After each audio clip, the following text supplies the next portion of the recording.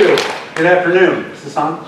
Yep. Okay, good. Sure. So we're going to start with a little bit of interaction. It's going to help me tailor the presentation. How many doctors, clinicians, caregivers in the room? RN? Okay, thank you. How many IT people? All right. And we had one guy raise his hand twice. How many folks, thank you, how many folks from outside the state of California? How many from Northern California? And Southern California? All right, very good, that's very helpful. And so, how many of you know what health information exchange is? It's both a noun and a verb, right? It's both something tangible and its process. So, this will be a little bit different, this conversation, this talk, because it really speaks to a community-based model of what we're trying to do in the community of San Diego. Some of you may have heard of it. It's a small border town just south of here, about 420 miles. Right? So we'll talk about what we're doing. So real quick, a primer on health information exchange. San Diego Health Connect covers the two bottom counties of California, San Diego and Imperial counties. 75 miles, the lowest part of the state, from the Pacific Ocean to the Arizona border. It's about 9,000 square miles. 3.3 million people in San Diego County, 200,000 people in Imperial County. So we got a lot of desert, we got a lot of white space, got a lot of open area. And our health information exchange has properly identified all 3.5 million in the two counties, and we have another about 1.5 million, 1.6 million in our master patient index. We'll talk about that because it's a real differentiator. It's very important. It's crucial to health information exchange and a lot of the topics we're talking about. You got to know who the patient is. You need to know the difference between Dan Chavez and Daniel Chavez and Danny Chavez and where that individual or individuals live and their birth dates. So we've done a pretty good job of covering our two counties. We have 21 of 23 hospitals participating, 18 of 19 federally qualified health centers. We have 3 health plans. We have both counties. We still have some work to do with health plans and our individual physicians, but we're working really hard to make that happen. And health information exchange is kind of funny because you see where we cover, we get that whole bottom 75 miles of California. In California, us Californians can attest to this, very fragmented, competitive place. So we don't really share information as you go north. And for us, you know, if you track the way information is delivered, it goes along freeways. But our information goes east to west, west to east. And because we're connected to national networks, we cover a lot of the Southwest. So we exchange an awful lot of information with Arizona, our neighbors, Nevada, Colorado, Utah, Nebraska, even in Idaho. Because believe it or not, for whatever reason, a lot of folks travel from those states to San Diego. And so we have about 60 contracts, which is about half of our healthcare delivery network. And that's pretty good coverage in terms of the actual contracts. To get the rest of that 50%, it's probably going to be another 240 contracts. So we have pretty good coverage in our catchment area. We do a lot of the same things the health information exchanges do across the country. We support all 3 types of health information exchange. Query response, direct, and patient mediated. We support public health reporting, pre-hospital reporting, messaging and alerting, all across a variety of data types, across all medical record types, and then doing the extracts required for public health reporting, ambulance reporting, etc. So it's pretty comprehensive. And just now, and we've been in existence since 2010 as a not-for-profit since 2013. And just now, after about 8 years of existence, we're moving into some really cool applications. Why? Because we have that whole base foundation built with the hospitals and the primary caregivers in our community. So we're just starting to do image exchange, starting to share radiologic, cardiologic images, pulsed, people know pulsed physician orders for life-sustaining treatment. So we're exchanging end-of-life's wishes in a ubiquitous manner across our community. And some more really cool applications as it relates to the emergency department. But that's kind of, we do it all. we make all sources of information available to the entire healthcare ecosystem in San Diego and Imperial counties. And feel free to raise a hand, pop up with a question, etc. So, yeah. What do you do about the data for mental health when it has to have a specific approval by the patient for a point-to-point transfer? It's a great question, thank you. And it's a super question. We're not doing any behavioral health information right at the moment.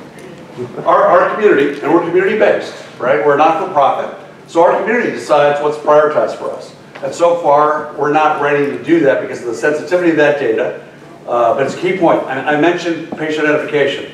The second biggest challenge in health information exchange is consent management. And that is knowing what information the patient allows you to share. But now, having said that, I think we can all agree on something. As a community, however you define community, as an industry, as an ecosystem, we're moving from a sick care system to a coordinated healthcare system to a community integrated health system. And so a little difference between wellness and healthcare. But in order to do that, in order to make that evolution, it requires time and effort coordinating people, process, and technology. And that really is what the HIE journey is all about. Now, I think most of us have heard of the triple aim. You raise your left hand. Nobody's going to fall asleep in this presentation, I promise. We know about the triple aim because that goes back almost a decade and a half now. And then we had the quadruple aim, right? The triple aim was reduce cost, improve quality, improve the patient experience. Then we added the provider experience. And you've already heard, I don't know how many times, I want to count during this session, how many times people talk about patient engagement. But patient engagement's no good without provider engagement, right? And you've heard a lot of conversation today about the social determinants of health. And they mean a lot of different things to a lot of different people, as does community, as does population health. But now, the fifth aim is equity. And in order to get equity, and to make sure that we can offer health care to all, is that we need to collect those social determinants of health. Even in that little border town south of here, we have an age disparity of life expectancy by 14 years in San Diego. 14 years. We can do better, but we need more information to make that happen. So let's talk about integrating data sources for complex populations. So if it's not clear to you, I'm talking about the entire population, the entire community. In 2017 was a little bit of a challenge for us in San Diego. I got to be careful that I don't fall down. A little bit of a challenge for us in San Diego for the entire population, and then some select slivers of that population. Right? We had fires, we had Zika, we had Hep A, which I'm going to dive into. We had a horrible flu season. That's true across the nation, but for whatever reason, it was particularly bad in San Diego. And that all compounded by where this border, right, that we have to manage now and again, that provides us some real challenges. So let's talk about how we did this. San Diego has the fourth largest homeless population in the United States. And in this population, we had a Hep A outbreak. Now, if you're a physician, you probably know a little something about Hep A, but we almost eradicated the disease due to vaccinations made to control the disease. It almost went completely away, you know, in the 2010 timeframe. And then, and this is just our experience in San Diego, and then guess what? In 2016, it came back, and in 2017, it really came back. And it impacted that homeless population. We had 577 cases. 68% were hospitalized. We had 20 deaths. About half that population was homeless, the other half drug users. This is the 8th largest city in the country, the 5th largest county in the country, and we had a third world disease. And remember that border? It did impact Tijuana. Wow, this is a real challenge, right? So we put a program in place, and we utilized everything we possibly could in our community. We used vaccination, sanitation, education to make this happen. we had about 120,000 vaccinations given, dispersed in a 6-month period, 120,000. About 20% of those were to caregivers. Doctors, nurses, EDs, first responders, EMS, fire, etc. Well, 120,000 vaccinations seems like it's manageable. Believe it or not, we had a hard time coordinating and tracking those vaccinations and who were they given to, as well as to our inventories of vaccines. It was unprecedented before in our community, but we had to track it. You'll see our sanitation, our education efforts, and this involved the entire community. I told you about first responders, but it also involved the HIE, 211 San Diego. How many people know what 211 is? Oh my goodness. 211, toll-free dialing for non-emergent cases. I've been evicted. I've got no place to stay tonight. You call 211, you don't call 911. I'm hungry. I haven't eaten in 3 days. You call 211. We have a very advanced 211 in San Diego. It works very well.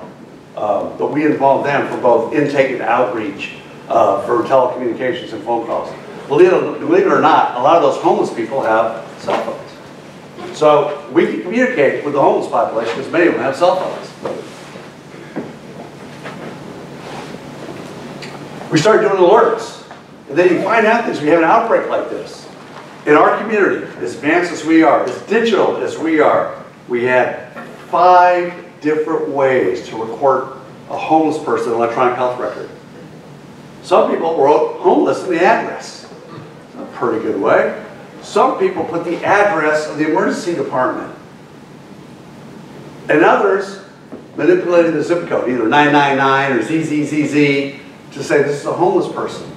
But how do you track the population if you document the addresses 5 different ways? So one of the things that this has done for us is moved us to a common documentation schema for our homeless addresses. Remember I told you we did a great job in identifying people, that 3, 5 in our population? Well, what that did for us, and one reason we're a little different as a community, is we brought all of our medical records departments together, and we do this on a monthly basis. And our medical records departments, as a community, agreed to name people the same way. That's how we have a 98% plus match rate in our patient identities and our patient records matching. Now, because of the Hep A crisis, we're converging on the same way to document homeless in medical records across our entire community. But, so here's one where we started doing an alert. This person has been properly identified as a high potential for Hep A.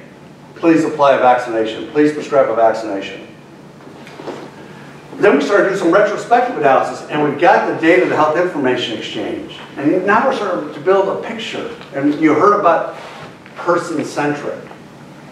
Dr. Dennis Robbins is a big one on person-centric. But now we started to do some retrospective analysis saying, let's take a look at some of these individuals. And let's start to build a story around who they are. And perhaps how they became homeless. And why they became a high probability for attracting the Hep A virus. And so we started to do this. So here's a gentleman, age 30, 10 ED visits, prone to alcoholism, 1 hospitalization, and he got the Hep A vaccination. And he contracted Hep A. So we started doing more and more of this to learn about this population. We could manage it better. And how did we do that? We used information provided by the Health Information Exchange to our public health department. And we matched patients by medical record number to start to build this picture. It seems well, only when you have the data can you tell the story. And that story's got to be complete. And it's not just medical information, it includes those social determinants of health. So we can figure out how to best manage some of these populations. And you can see, again, it requires a fair amount of analysis, a fair amount of detail and rigor in terms of the analysis of that population health, and it's multiple sources to bring this picture together through the Health Information Exchange to the Public Health Department. 95% of our Hep A cases were reported electronically through the Health Information Exchange. Why 95? Why not 100%, Dan? Because we don't have 2 hospitals on that Health Information Exchange. Remember I said 21 or 23? And we don't have all the blood banks. So we did pretty good. Well, we're not great until we're 100%. And again, we took a before and after. We went before the outbreak, we went to after the outbreak to get that complete picture. And we're continuing to do this analysis. In fact, we just put out a 200-page report of all the lessons learned in managing this outbreak. Now, let's transition to flu last year. This is our paper in San Diego. And I think you can all appreciate, if you follow sports, in San Diego, that California is a pretty competitive place. Well, lo and behold, Los Angeles and San Francisco were saying, don't go to San Diego. They had a Hep A crisis, and they had a horrible flu problem. And they put that out. This is quoting, don't go to San Diego, right? They got a problem. Our response was, we don't have a problem. We've got better information. So you better beware, Los Angeles and San Francisco. You don't know how bad your issue is because you don't have the information. But we have a health information exchange in San Diego, so we can articulate much better the situation of our population and its health. And so this is still a paper-based report, a PDF-based report set out every week, the Influenza Watch. We can do better with dashboarding. We'll get there. But the information is pretty crisp and pretty accurate, and it references the Health Information Exchange. And it talks about our flu cases for last year. 6 times the prior year. 6 times the prior 3-year average. This was a problem for the entire population with lots of comorbidities. 206 deaths, 231 ICU cases. We had to come together as a community to manage this. And so we continue to report on this with very good, up-to-date, accurate information. Because when flu is reported, a case gets started within 50 minutes of report. That's unheard of. In 2015, only 3% of our flu cases were reported electronically. 97% were paper, phone, and fax, and it had as much as a 2-week data latency. And again, we're still doing things, influenza linked to myocardial infarction. This was part of that report, paper-based, that we were sending out via email to our caregivers. We're not quite there yet with complete digital messaging and notification to our care providing teams. So again, our homeless population, managed it to a great degree, really set up our whole person wellness program. So now we have a very focused program. This is 1,000 of our high utilizers, homeless with serious mental illness. A focused, targeted program that we're trying to really make an impact on. And these are those outcomes that we hope to have, right? Really improve housing, improve data collection and data sharing regarding this population, obviously improve health outcomes, minimize inappropriate ED utilization and hospitalization, and improve the care coordination across the entire continuum of care as it relates to this population. Well, we'll get to that behavioral health data as part of this program. But in order to make that happen, we have to start collecting social determinants of health. And we're going to do this as a community. Right? These are the 14 domains of wellness that we determine to be part of the social determinants of health. And we'll collect these as a community. Right now, for a lot of reasons, 211 San Diego will be the collector, the aggregator, and the repository of this source of information. One reason for that is the Health Information Exchange deals with PHI. How this is collected may deem it to be PII. So it's not quite as protected. It can be shared easily. If the HIE collects it, it's personal health information. And HIPAA applies. So that's why we've done this differentiation in terms of where the information is collected by who and where it's stored. It's a really important part of the community conversation because if it's collected as part of care, it's PHI. It can't be readily shared. We can talk much more about that. And I'm sorry for the override there, but now we're starting to make this part of the electronic health records electronic. health records, and caregivers, discharge managers can also collect this information. We're trying to automate that process. This is an EPIC screen, trying to automate the process of collecting this information. What's important is it's got to be collected. And we have to start aggregating and reporting on it and make it part of the whole data schema for care and care management. So, electronic healthcare records are wonderful. They serve a purpose. But the real future is population health.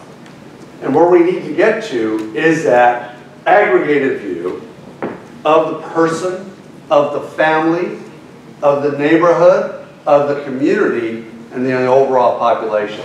And we're working very hard in San Diego to make that happen. The goal, and this is from our friends in Camden, New Jersey.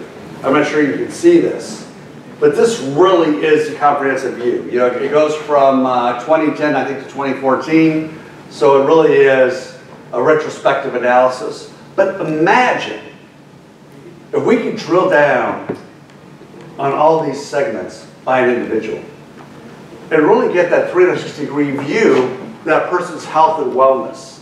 And you'll see different things like emergency visits, inpatient stays, housing, police encounters, public nuisance, threat-related, addiction, accidents, fights, social correlates, mental health. But why can't we today, in this digital age, and you heard Dennis Robinson in the previous speech here in this room talk about the digital age, why can't we drill down and get this information? This is our goal.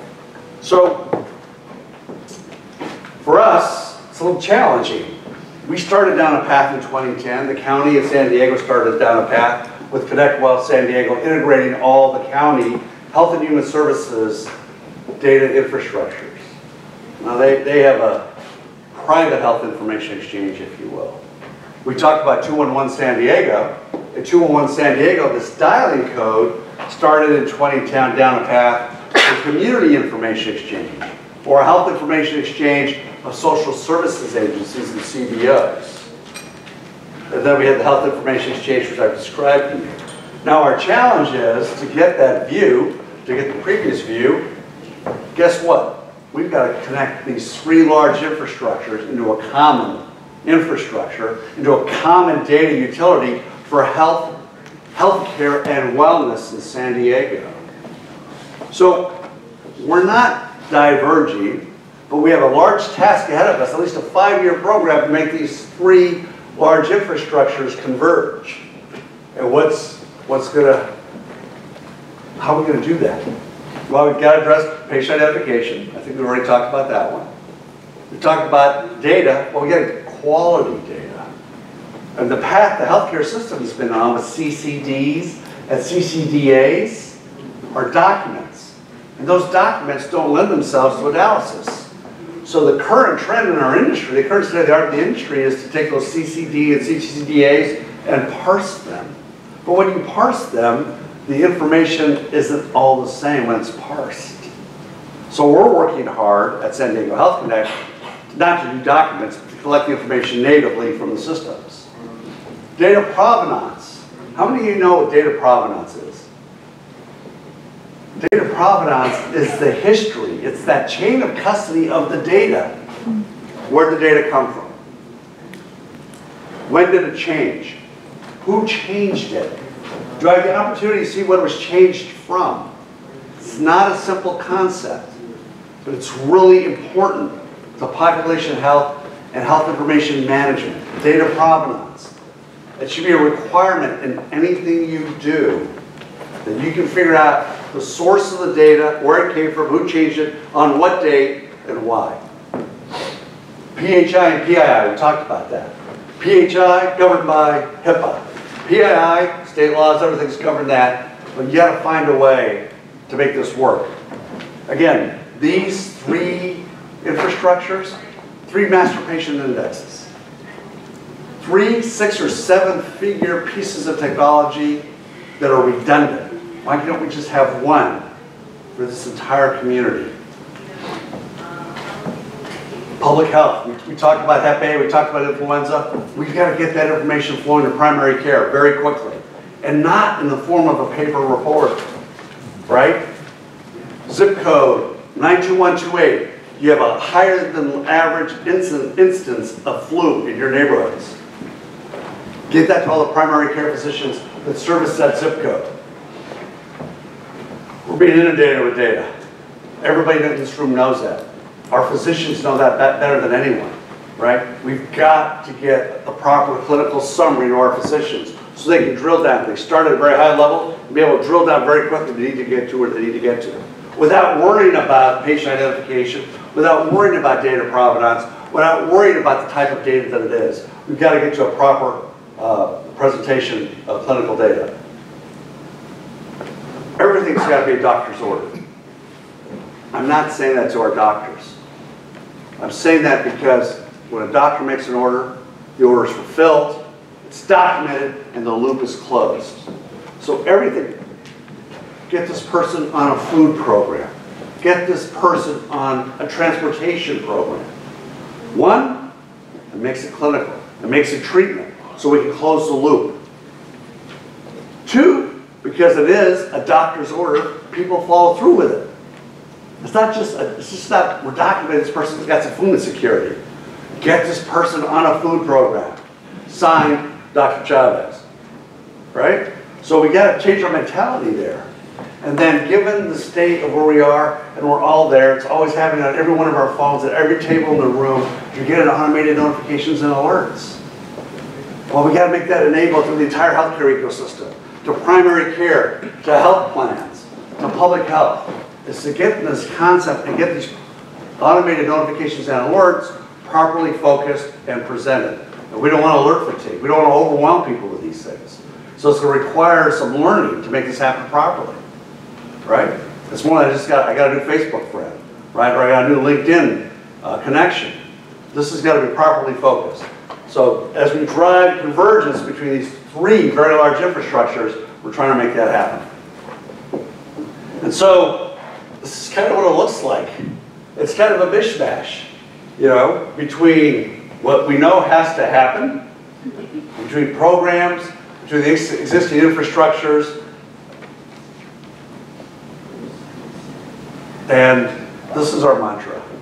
Because we know we run into barriers and obstacles, but when that happens, we quote Dr. Mwanda from Brigham and Women's Hospital, a surgeon there, that better is possible. It doesn't take genius, it takes diligence, it takes moral clarity, it takes ingenuity, and above all, it takes a willingness to try.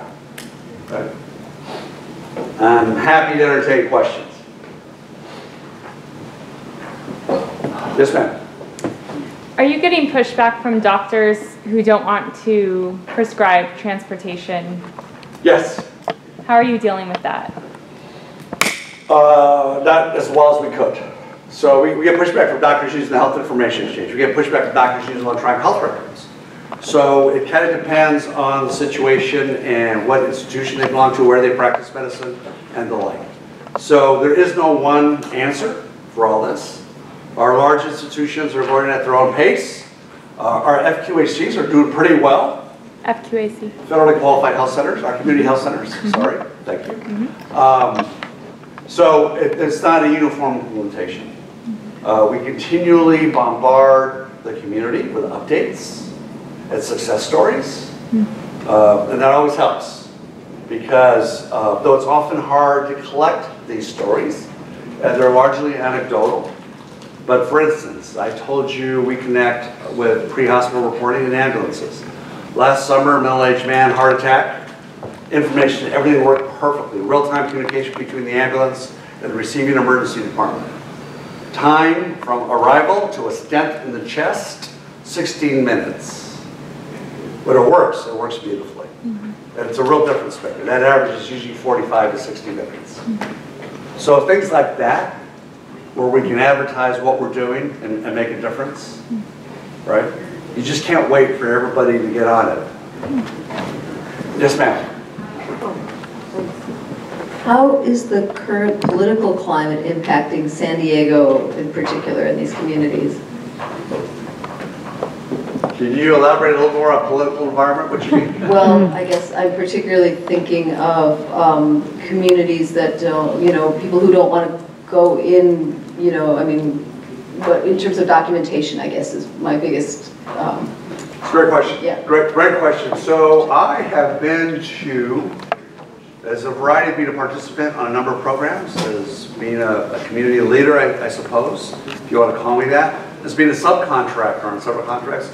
I've been to 3 programs now on inclusion, equity, and diversity.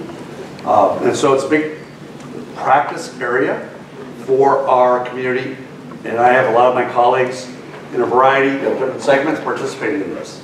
That's point 1.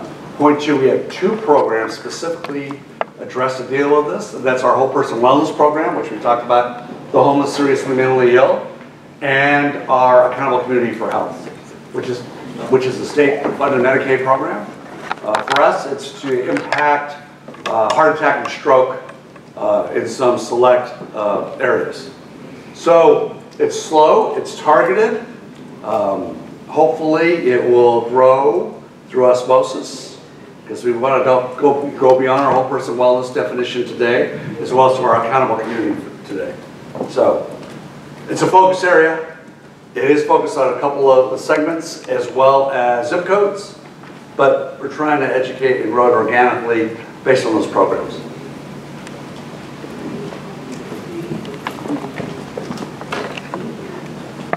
I'm particularly interested in how you onboard the doctors in this process, because my experience has been, if you give them what they want, they're much more compatible with what you want. And so how do you engage them? Do you do focus groups? Have they told you what they want in the way of a vertical patient record? It's sort of all the above. We use everything we can in a portfolio of implementation, as you might imagine. A couple points. 1, we try to make sure as many people who want to be at the table are at the table. Medical societies at the table. Counties at the table. Fire chiefs at the table. Here's something interesting. The sheriff is at the table. Now, why is the sheriff at the table? You're all going to criminal justice, right? The sheriff is at the table because we have a very forward-thinking sheriff, and he's got health care to manage inside the jail. And the transition of care, of health care, inside the jail and outside the jail is meaningful to the entire ecosystem. And the sheriff knows this, right? EMS, fire chief, City of San Diego is on our board of directors. So 1, inclusion is a big part, right? Because doctors recognize that city leaders at a lot of different levels, or a lot of specific pain points, are at the table driving this to happen. 2, you foster your champions and your mentors. Now, as you might expect, in the physician population, that skewed towards the younger versus the older. Older physicians are a little bit more of a challenge. There are no ifs, ands, or buts about that. I'm not being ageist. That's a fact. So another way to make physicians use this is scribes. A physician really wants to use it, and then you can make the case. They're intrigued by that one case, by that one life-saving instance. They want to be part of it. We get them a scribe. We try to make it as easy to use as online banking. We do a lot of analogs, and it's not to Apple, Google, or Facebook. That doesn't necessarily work with physicians. But I think we all, and I think you all appreciate this, I think we all understand online banking, right? Because we all manage our checkbooks and our savings accounts and our family's finances. So if we can do as much as we can, not necessarily Google, Facebook, Amazon, or Apple, but make it more like online banking, the analog seems to stick. So we use everything in the toolbook, depending on the physician. We always find a physician champion. You got to find one. Many times you got the wrong one. It's not necessarily the CMO or the CMIO, but you got to find a physician who's outspoken, who's willing to put their hands on a keyboard and show other physicians. It's a great question. So 2 related questions, but it's the same question. So in the online banking world, Bank of America just doesn't share with Citibank, doesn't share with Chase. And so hospitals don't share data with each other by and large. As a rule. Right? Right. And then step number 2, even a hospital with its own network of physicians who are contracted with that hospital don't share data with each other because of data interoperability problems. So how do you deal with both of those issues? So we make it clear that that's the role of the Health Information Exchange. And the entire, we have 21 and 23 hospitals committed to making this happen. One, so I will escalate as a community leader when I feel that some part of that ecosystem is not sharing. Two, we deal with all those issues. We figure out what the challenges are in the interoperability, and we have plans. Now, we do a pretty good job of getting pretty uniform information sharing of that medical record across our entire continuum. As you might expect, I don't recall if you were a physician or not, but we struggle with some of the free text, progress notes, discharge summaries. I would say we're not always 100% there. We're working on it. But we hold ourselves transparent and accountable. I can tell you the institutions where we cannot do a good job of 100% delivery of progress notes and discharge summaries, and we communicate that. So we communicate where our weaknesses are. I will share with you, we have a clinical work group. We do everything by collaboration. We're not sharing vitals or history of physical health. Our physician community said that's not what we really need, right? It's meaningful in some situations, but uniformly across the board, that wasn't the highest priority. But they want progress notes and they want discharge summaries. So we're transparent about that. It's a slow process. It is glacially, painfully slow. I'm not sure I'm going to be done by the time I retire. And I'm in my 60s, just to give you a sense. But we're going to keep pushing. And the community's committed. I mean, the community is, yeah, community's committed, that's what I do. They're committed. So we identify these pain points. Progress notes and discharge summaries has been more than a 2-year project. Uniformly across the entire continuum. So, other questions? Yes, please. You mentioned that you have 21 out of 23 hospitals. I do, So yeah. you're focusing on inpatient connectivity then? No, it's all across the continuum. Inpatient, outpatient, ED. Okay. Again, we're not doing schools yet, and we're not doing behavioral health. Well, I was curious that, you know, your matching criteria looked at MRN plus date of birth.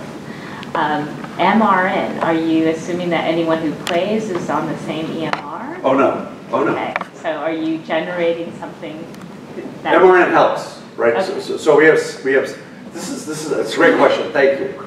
So we have 6 criteria, 6 variables we have to do 100% match on. We're very conservative in San Diego. Back to the political question, it's actually a very conservative place. So we have to do an exact match on first name, last name, middle initial, date of birth, gender, and social security number. If we get more, we'll take that into the scheme. So we use both probabilistic and deterministic matching, which most of you do, which we augment with referential matching. So we use a cloud-based service that's purchased all the identities in the United States to balance that against what we do with our own master patient index. And that's how we achieve a 98% match rate. It's a wonderful question. It's a real challenge. State of California, the state immunization registry, as well as, any people from the state? As well as the state PD&P have a 50% match rate. Yeah. So if you have a 50% match rate, your alternative is to put Dan and Danny and Daniel and ask the doctor to select the right human carbon life form. Right? And the doctors just won't do that. And you can't really ask them to do that. That's unfair. You should never ask a physician at the point of care to do something that's that laborious. And so back to the implementation question, we don't do that. We get it as streamlined as possible. Yes, ma'am.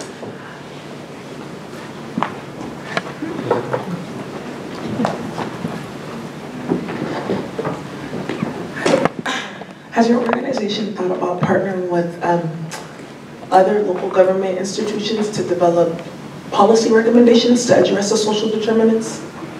That's a wonderful question. We have. You'd be surprised. This is such a complex question. So first, we're just now getting published standards on the social determinants of health. Our food bank has 2 questions on food insecurities. Our 211, who we're de facto to, has 15 questions on food insecurities. Yeah, exactly. So one, Do we have agreement on the social determinants of health? How you best screen for those? What are the proper answers, and where do you put it? In San Diego, I can speak for your communities, we can only record 2 food insecurity questions in our medical records. So medical records aren't quite where they need to be. To a certain degree, medical records are afraid of this problem because there are no data standards, right? And so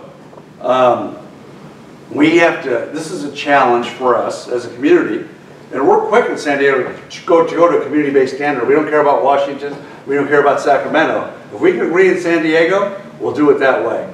That's why we're allowing 2-in-1 San Diego to make this happen. They have a model, people are adopting it, it's working. Now will it align 100% to whatever comes out of Sacramento or Washington? Don't know, but we're going to try and make that work in San Diego. Other questions?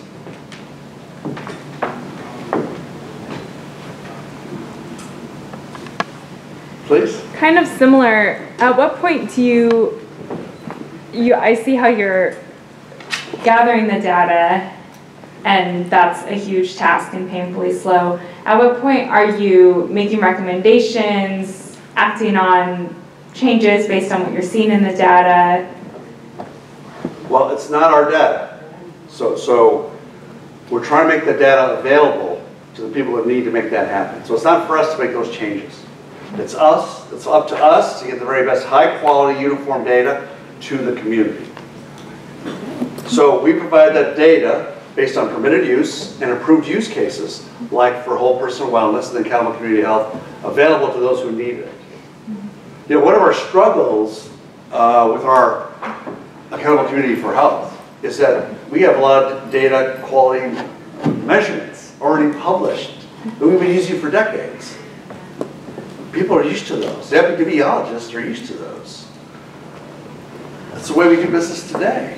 But that doesn't work. I think we can all appreciate that way of measuring quality, equity, care doesn't work. But there's a real reluctance to get rid of those old published quality measurement indicators and move to something new. But our data is much better, so we can move to something new, right? So we've got to change a lot and be disruptive to a lot of thought process of the way we measure healthcare quality, costs, etc. So we're working very hard to make that happen in the community. There you go. Well, see, that's information sharing right there. So if you're making the data available, no matter how good it is, how high the quality is, but each organization, each consumer of the data is going to digest it their own way and interpret it their own way, then we still have a tower of data. We have towers available. Towers. Is there anything you can do upstream to interpret the data? Well, if the community allows us to do that, we will. We're not advocating that necessarily. We're doing a lot of upstream measurement and changes to process and the collection. But your point's very well taken. But those towers also have the risk. And so, right, it's a multi-headed beast, because you have the care providers as one set of towers, you have the health plans as another set of towers, you have public health as the third tower. What we're trying to get to, and we've already proven this in a number of instances, is that at least if we had all the same source, we can go back to the source. And the source is health information exchange. Those measurements, regardless of where they're at, improve. Certainly. Just curious, whether you share data with the government on the one hand, Medicare and Medicaid, and then also with private companies such as health plans. So we do with the health plans, yes. Health plans are participants for their members only, just so we're clear. So it is partitioned. And that speaks to the use case. So health plan can only get health plan member data. They can't get the total pop health data.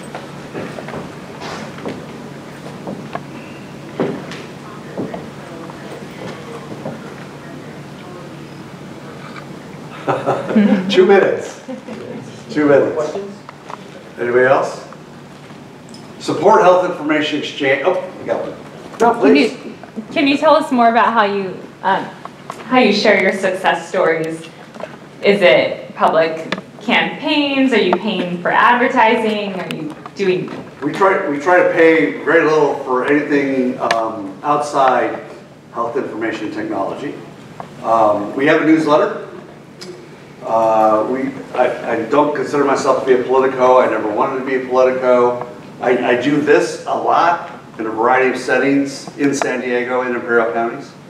Right to senior and wellness centers, to churches. Whoever wants to hear about this, we'll do an update for it. And we'll make it a little more personal. But the best communication vehicle I have is, and again, I can put slides up on this. We have a state of the city, state of the county. We're included in all that. Health and Human Services did an annual report. We're not quite to the annual report stage quite yet. We will be. We have an annual open meeting on the state of the HIE that people are invited to. It's somewhat of a fragmented process, consistent with the industry, but we'll get there. Yes, ma'am. So my last question is, I know San Diego is a pretty conservative space. Yes, ma'am. And I'm wondering what's happening right now with the zero tolerance policy on immigration and how that's going to impact utilization rates for those who are undocumented. I don't have a good answer for you. And one of the criteria of my job is to be apolitical. Think about it. Think about it. It should be a criteria for this job. Thank you. Okay, thank you. Really appreciate it.